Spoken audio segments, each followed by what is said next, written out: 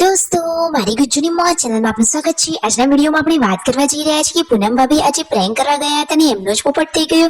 શું થયું અને દોસ્તો આ પપૈયું પાડતા શું કોઈને વાગી ગયું? અને દોસ્તો આજે તો પ્રેન્ક કરતા કરતા શું ઘટના બની ગઈ તમે જુઓ તો ખરા। બધા લોકો ખેતરમાં દોડીને આવ્યા મિતાન સાથે। આ તેના કાકા કેવી મસ્તી કરી રહ્યા છે ને આજે તો મોરના ઈંડાને કોને તોડી નાખ્યું જુઓ તો ખરા। બધી જ માહિતી મળશે તમને આપણા આ વિડીયોમાં। અને આજે તો પૂનમ ભાભીએ શું કરી દીધું, લોટ બંને ભેગા કરી દીધા, હવે કઈ રીતે અલગ કરશે, દેશી જુગાડ કઈ તમને ખબર છે જુઓ તો ખરા। બધી જ માહિતી આ વિડીયોમાં જાણવા મળી રહેશે। મારી ચેનલ પર નવા હોય તો ચેનલને ફટાફટ લાઈક શેર અને સબસ્ક્રાઇબ કરી દો। Full video in Thakor family blog channel દોસ્તો ફૂલ વિડીયોની લિંક ડિસ્ક્રિપ્શનમાં મૂકેલી છે, ત્યાં જઈ તમે આખો વિડીયો વોચ કરી શકો છો।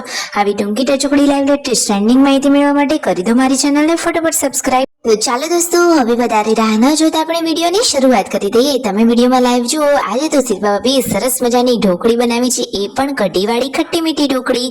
આજે તો તેમના મમ્મી અહીંયા હિંચકે ઝૂલી રહ્યા છે, કહે છે કે બાળપણમાં ઘોડિયામાં ઊંઘવા નથી મળ્યું પરંતુ હવે તો હિંચકે ઝૂલીએ। આ રીતે શિલ્પા ભાભી સાથે વાતોચીતો કરી રહ્યા છે અને હિંચકે ઝૂલી રહ્યા છે, કેટલા ખુશ છે। અરે બાળપણની યાદો તો બાકી અલગ જ હોય છે। પછી બધા લોકો જમવા બેસી ગયા। રાકેશભાઈએ પૂછ્યું કે આજની આ રસોઈ કેવી લાગી, તો બધા જ લોકોને આ ઢોકળી વાળી કઢી તો બહુ જ પસંદ આવી। દોસ્તો તમે પણ ક્યારેય ઘરે ટ્રાય કરજો, સરસ મજાની ખટ્ટી મીઠી કઢી બનાવીએ એ જ રીતે વઘાર કરી અને પછી અંદર ઢોકળી કાપીને નાખી દેવાની, તો મસ્ત મજાની ટેસ્ટી કઢી ઢોકળી રેડી થઈ જાય।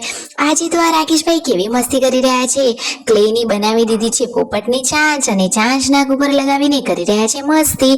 પછી એ તો મિતાશને બીવડાવવા જઈ રહ્યા હતા પરંતુ મિતાશ તો બીવાયો નહીં પરંતુ એ તો મસ્તી કરવા લાગ્યો। તો કાકા ભત્રીજાની આ ક્યુટ જોડી કેવી છે તમે વિડીયોમાં જુઓ તો ખરા કે મિતાશ તો એને પકડવા જઈ રહ્યો છે ચાંચને। પછી આ ચાંચ કોને પહેરાવી? વિયુને। વિયુનો આ લુક કેવો લાગી રહ્યો છે જુઓ નજીકથી, વિયુની સ્માઈલ આવડી મોટી ચાંચ એકદમ અલગ જ લાગી રહી છે। મિતાશ તો દાદીમાં જોડે અહીંયા મસ્તી કરી રહ્યો છે અને શિલ્પા ભાભી, પાર્વતી ભાભી ને રાકેશભાઈ પહોંચી ગયા છે ખેતરમાં ચાર લેવા માટે। એટલામાં જ ત્યાં આવી પહોંચ્યા છે પૂનમ ભાભી, અને પૂનમ ભાભી તો દોડતા ને દોડતા આવ્યા હાથમાં પાણીની બોટલ ને કહી રહ્યા છે કે મને તો દુખાવો થઈ રહ્યો છે, કદાચ થોડા સમય પછી હવે હોસ્પિટલે જવું પડશે।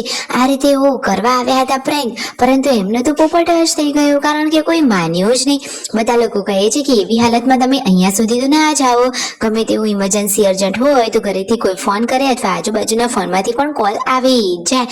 તો આ રીતે પૂનમ ભાભી કહે છે કે અરે રે હું તો સ્પેશિયલ પ્રેન્ક કરવા આવી હતી અને મારો જ પોપટ થઈ ગયો, કોઈએ એમની વાત ના માની।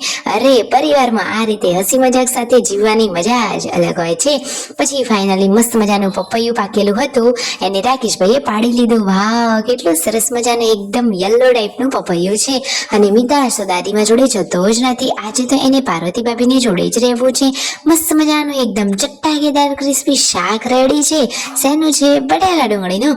આજે તો પૂનમ ભાભીએ શું કરી નાખ્યું ભૂલથી એમને તો બાજરીના લોટના ભેગું ઘઉંનો લોટ નાખી દીધો। હવે કઈ રીતે અલગ કરવો, તમને કોઈ આઈડિયા જુગાડ ખબર હોય તો કોમેન્ટ કરો એવું રાકેશભાઈએ પૂછ્યું છે।